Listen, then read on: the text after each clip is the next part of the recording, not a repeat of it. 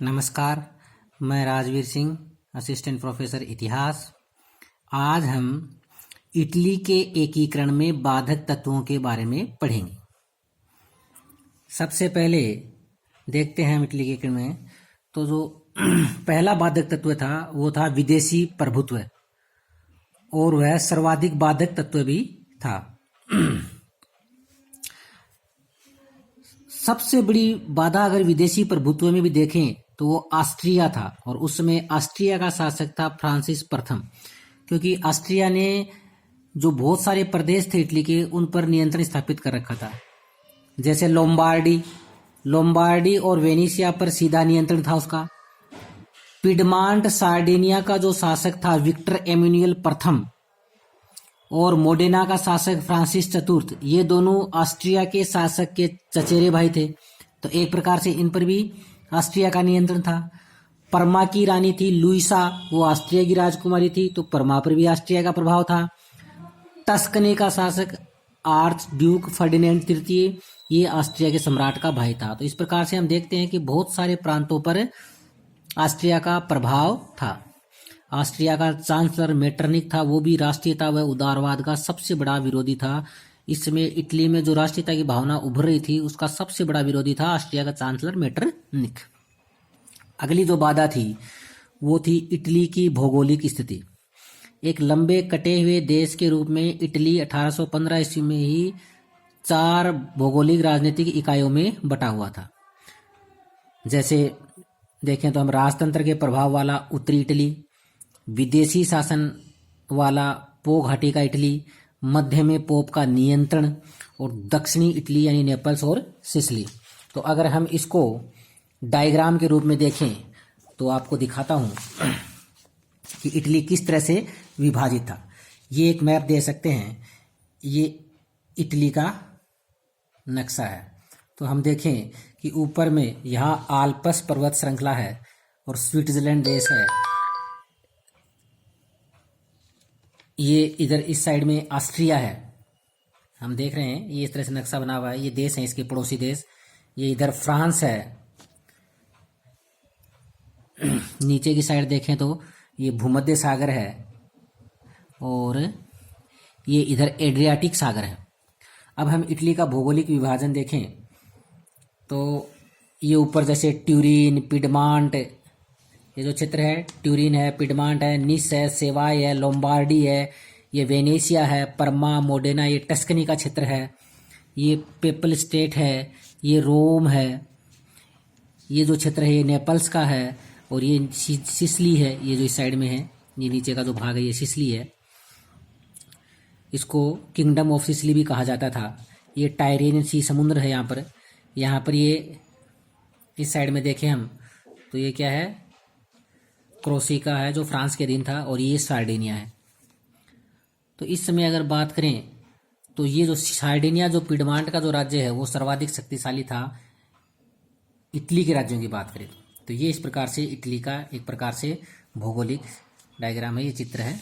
ये आपको पर कौन सा प्रदेश कहाँ है ये आपको बता दिया है। अब अगली बाधा की बात करें तो पोप जो था, पोप का राज्य कहाँ था, इटली में अपने अस्तित्व को बनाए रखना चाहता था। यूरोप के कैथोलिक देश थे वो उसके साथ थे। यूरोप के जितने भी कैथोलिक धर्म को मानने वाले देश थे वो पोप के साथ थे, और पोप का राज्य इटली के मध्य में होने के कारण उत्तरी व दक्षिणी इटली के एकीकरण में सबसे बड़ी बाधा था। आपको बताया भी है पेपल स्टेट और रोम जो वो बीचों बीच पड़ते हैं, और वो जो क्षेत्र था वो पोप के अधीन था, और पोप के समर्थक थे यूरोप के जितने भी शक्तिशाली कैथोलिक देश थे वो।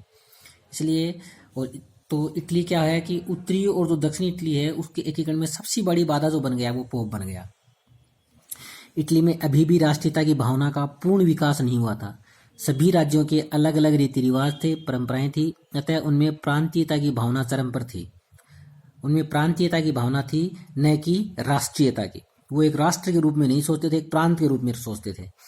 एक राज्य दूसरे राज्य से मिलकर नहीं रहना चाहता था।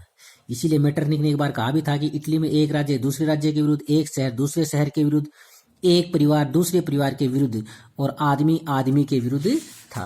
तो ये इटली के एकीकरण में बहुत सारी बाधाएं थी।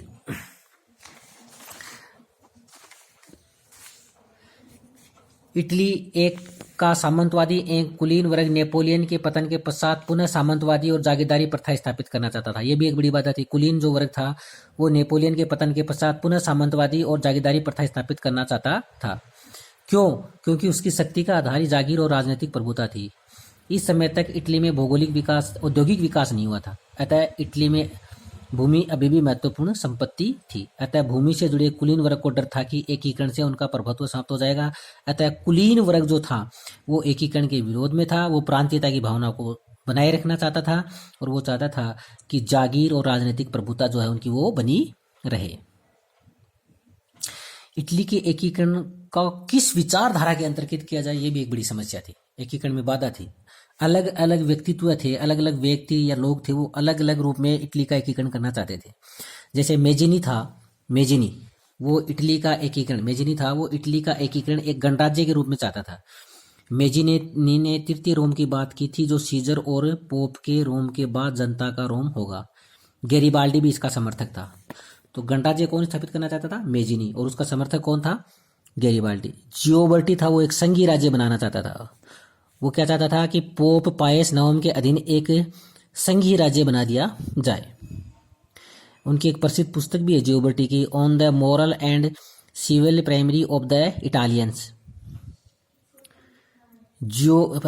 पुस्तक का इटालियन नाम था डेल प्राइमेटो मोरेल डे सिविल डेगली। जियोबर्टी नवयुग इल्फ आंदोलन का प्रणेता भी था।